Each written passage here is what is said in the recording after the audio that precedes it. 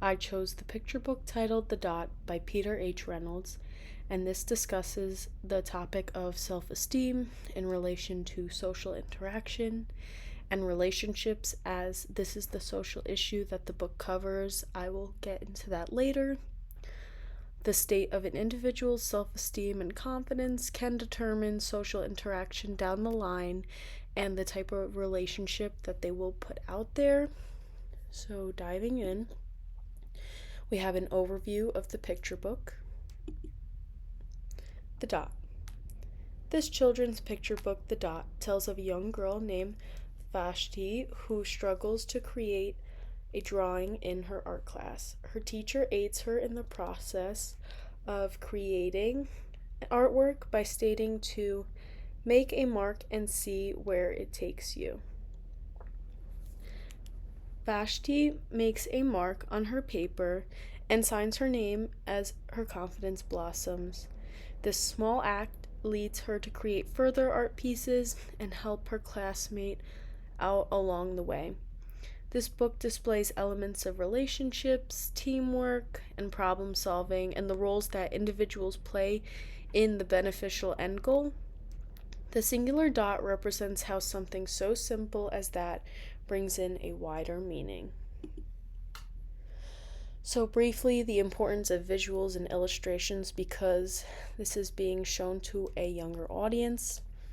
Illustrations are essential within picture books as they enhance understanding of a story to a young audience.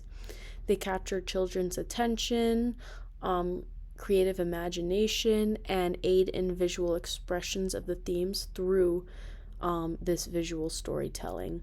The young audience views the shift of Vashti's confidence before and after creating the dot, and the emotions and reactions displayed by other characters as their confidence shifts to a greater standpoint.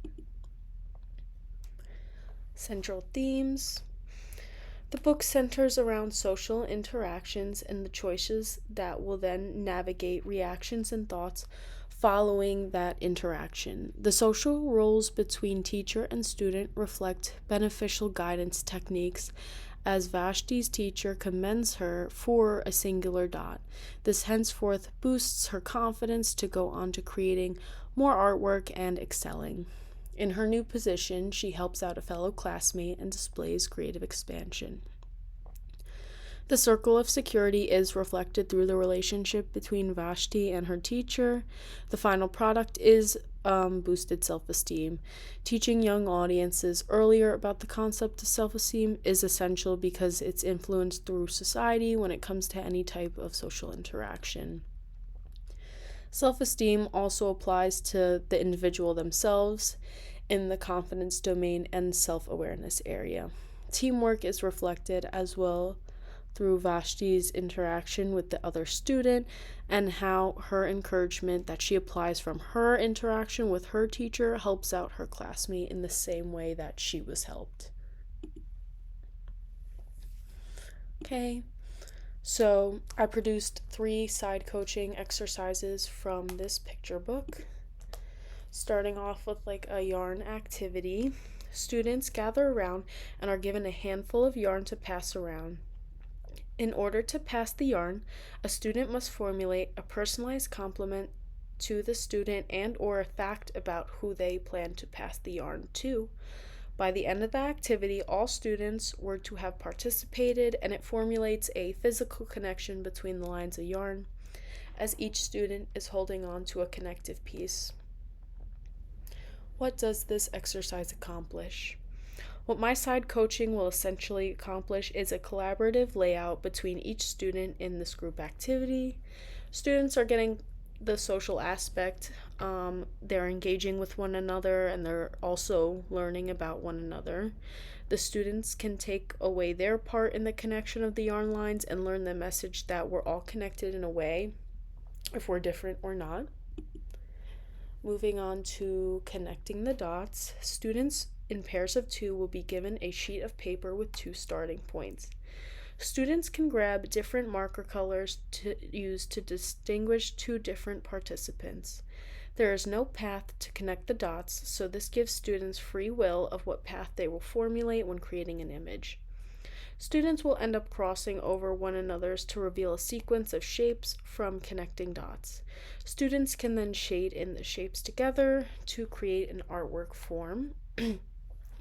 This activity does meet some of the same goals in the previous activity, except with this activity, students get the opportunity to have an interaction one on one. Close collaboration between two students leaves the opportunity for creative expansion as the two work together in teams and make artistic choices of color sequence and overall shape construction when connecting the dots. And theater game. Students can collectively build a storyline together. The plot or originated story point may start out with a problem. Students can come together to act out how the play will unfold from the scenario problem point in efforts to find a beneficial solution together. The process of coming to a solving point can be acted out in multiple scenes.